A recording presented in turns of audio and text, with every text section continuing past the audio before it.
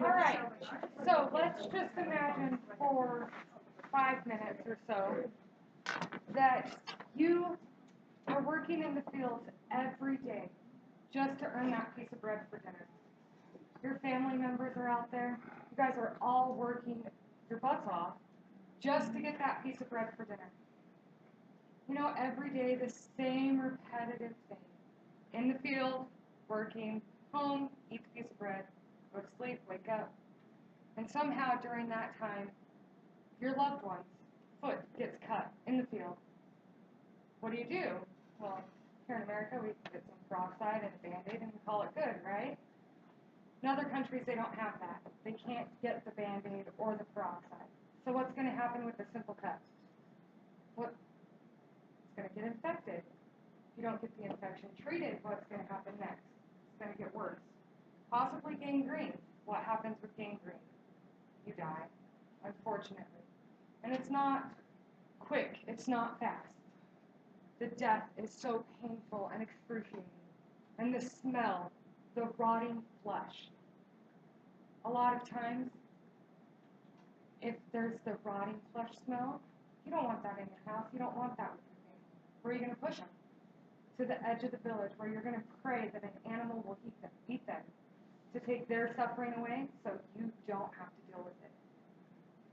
Your mom, your dad, your son, your daughter, can you imagine pushing them into a hut at the edge of the village to hope that an animal will eat them just so they don't have to suffer and you don't have to watch it?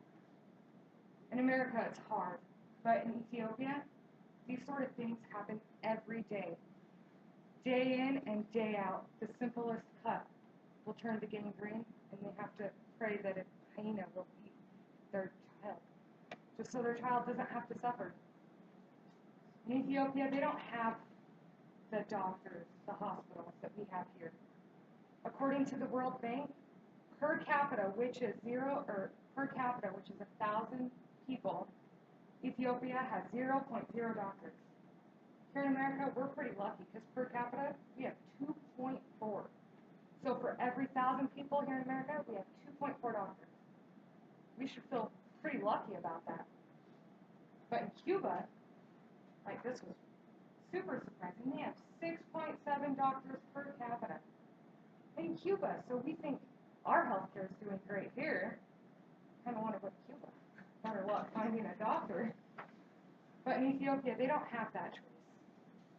They don't get to always choose to go see a doctor. And right now, in Ethiopia, there are some groups that are trying to help with their medical care. One of them is the Millennium Development Goals. It's a world organization, so people from different countries around the world have gotten together and have devised a plan to try to better healthcare systems throughout the world, not just in Ethiopia, but in many countries. They actually just established this in February of this year to go into Ethiopia to help them. They've loaned Ethiopia $20 million interest-free to get their medical started, to get them where they need to be, to get these people educated, to get them the doctors that they need, to get them the help. But is there a need for change after all of this? Yes. I could never imagine not having to be able to take my child to a doctor. So is there a need for change? Yes, even with all the groups there. So our plan for change is that we should send a select few of our student doctors to Ethiopia to serve part of their practicum. So we feel that this would be very helpful. Yes, there are other groups, but right now is the perfect time of year to think about this. We're driving down the road. Even today, I'm sure all of you seen 3 to 4 signs. Help the needy. Help donate toys for children who won't have Christmas. Donate food for those that are hungry. And are all those signs by one organization? No. Even here in the Magic Valley, we have many organizations standing up to fight to fight hunger here in our own community, to help give those kids toys who won't have toys this Christmas. That's why we think we should step up and help as well. Okay, so do we feel that by sending our student doctors over to third world countries such as Ethiopia is going to solve the problem? No.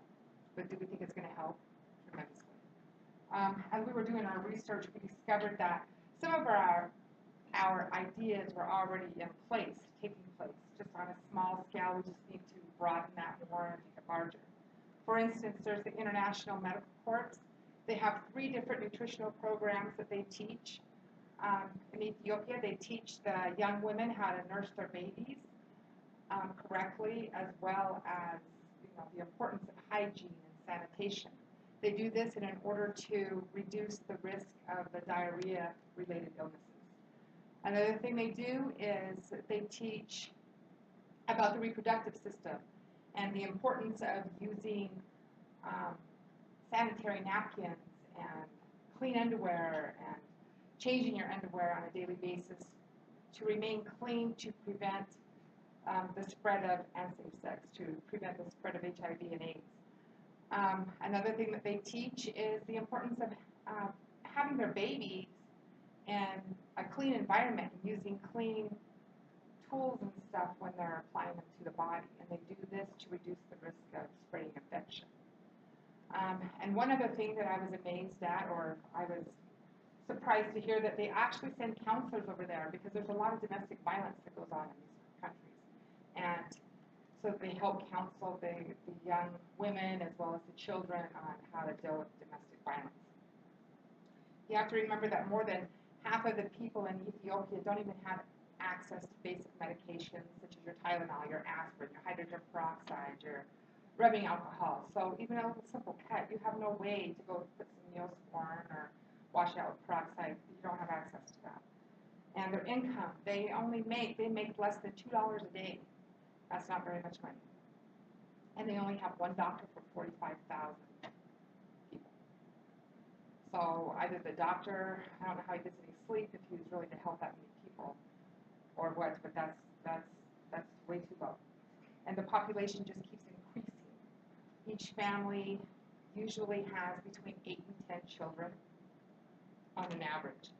And this is probably due to the fact that they have such a high rate of infant mortality death that they probably have large families because they're going to lose them. Normally 1 out of every 10 children that are born either die during birth or shortly thereafter. The leading causes of death over there are respiratory infections, malaria, and then diarrhea-related illnesses. AmeriCare is another organization that is already over there, and they've actually built a hospital. They can hold up to 53 patients. That's a small scale to me, according to 40,000 people, or 45,000 people. So, I mean, we're on the right road. We just need more development. And according to the ABC News, I watched a video. There's 40 million people today that are blind in the world. The majority of them are in Ethiopia. Blindness comes from the poor nutrition, the poverty, genetics, of course, and they have that hot, scorching sun over their heads all the time. So what's more horrifying than this, 3 out of 4 of those people that are walking around blind today could actually see if they only had the money to pay for the surgery, as well as a doctor to perform the surgery. So can you imagine how different your life would be tomorrow if you woke up and all of a sudden you couldn't see anymore? Your life would change dramatically. It would change. So there was a doctor from Park City, Utah. His name was Jeffrey Tobin, and he was an eye doctor.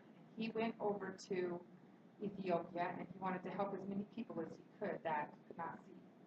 So he only had 3 days to spend, and he helped 700 to 1,000 people regain their sight. As I was watching this video, it just brought, I cried during this video because it brought, I mean, you could see all of these people walking from out of the villages and lined up, and there were way more than 1,000 people there. just praying that he would get time to help them too. The surgery cost $11 per patient. Can you imagine walking around for 10 years or more being blind when you could have seen all along if you would have only had $11 and a doctor to perform the surgery. So another thing that I think that by bringing American doctors over to this country, we're also going to be bringing some of our current medical equipment, which in turn is just going to help those people more. Plus, it's going to help our doctors by getting the experience on a lot of things that they see over there that we don't see over here, like the fistulas and the childbirth, the death at the childbirth, like in Half the Sky that we've read about. Some people may bring up the allegations that we're just trying to change their culture. We're not trying to change their culture. However, if these people see healthy versus unhealthy, and we teach them that by using a clean razor blade to circumcise their young versus, if there's one razor blade, let's circumcise you and let's go on to you and you and you, and then see the effects that happen, infection versus no infection, they're going to start changing their own culture. Some of you have mentioned like bringing in medical units. Great idea, great idea. However, I just can't get one thought out of my head. I mean, there's this lady, she's sitting in her hut, she has diarrhea, she's sick, she's been throwing up, she has a fever, and so she gets up because she heard that the medical unit's going to be in town. So she gets up and she hooks it her 2 miles, 3 miles, whatever it is.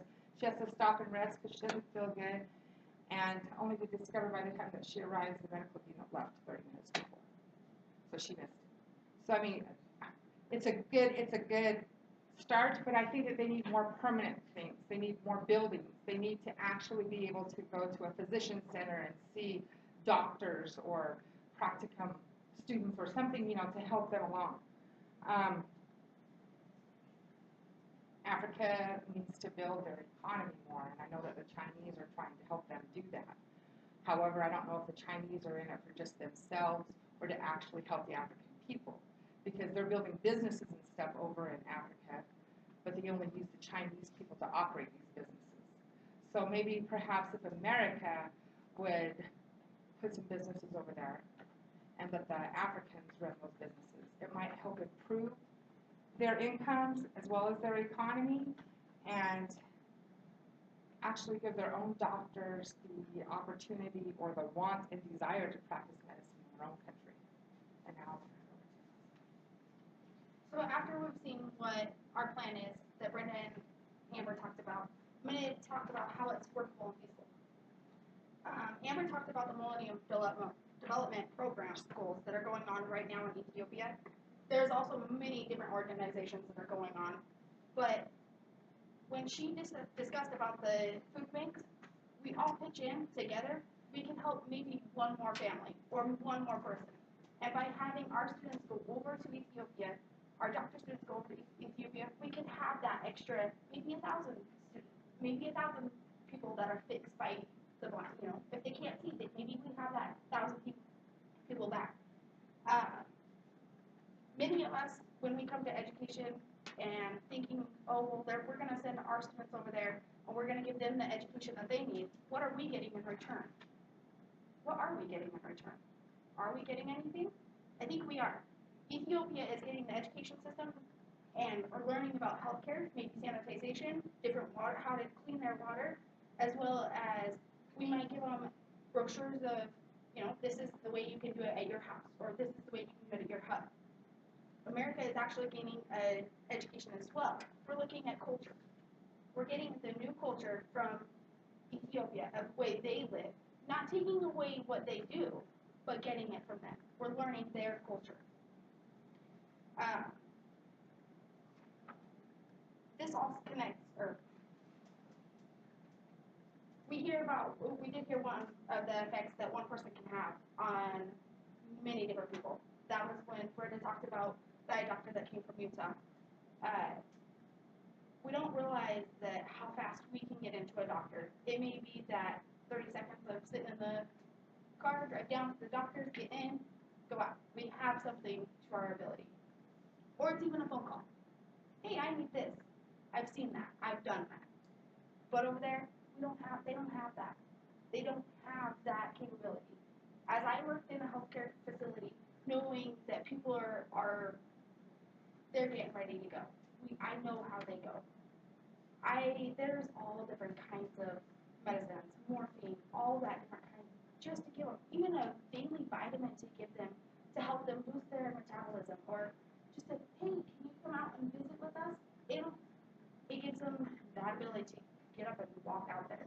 But knowing that in Ethiopia, they don't have that. They don't want to get up. They don't feel good. They don't have the medicine or antibiotics that they need over there in Ethiopia. So by sending our medical students over to Ethiopia, we could be able to help them with the medical supply. We can help them with all the technology that we needed, as well as we have a doctor that came with our students, teaching them, as well as their doctors learning our education and helping them. We like, as well as when we went to send our students over there, we like to have a base hospital, and the units, the healthcare units that we were talking about earlier, we liked that idea, but we want to have a base. What happens if those units run out of supplies while they're on the road? Where are they going to get the units? Do we have to wait for them to be shipped in, or do we just have to shut that unit down? We want to have a base where we can send that unit to by getting supplies. We can, if they call us and say, hey, we need this many supplies, we need this, we're coming in right now, we'll be 15 minutes away. We have that ready. We can give them to them. Or even if there's somebody that's really bad that needs the extra, hey, I need 24 hours of care. Maybe we can send them to that hospital. They can stay in that. We can give them all that. So I want to make you think about your last doctor's visit, or when you went to see the eye doctor. What was hanging around on the windows or in the room? We had all the education that we needed. We had all the supplies that we needed. You go in and you get brochures. I went into health and welfare and you can get brochures on pretty much anything. It tells you anything that you need. Sex, how to protect sex, everything. It talks about everything. So when we talk about the education, by giving them the hospital, the base, we can post posters around, giving them the education that they need, as well as letting them, hey, you can take that home. That's how you can learn from what we were trying to give to you. So what I want to leave you with is, think of you or your loved one or your kid being in Ethiopia and not being able to see a doctor for who knows how long. What would your plan be if you lived in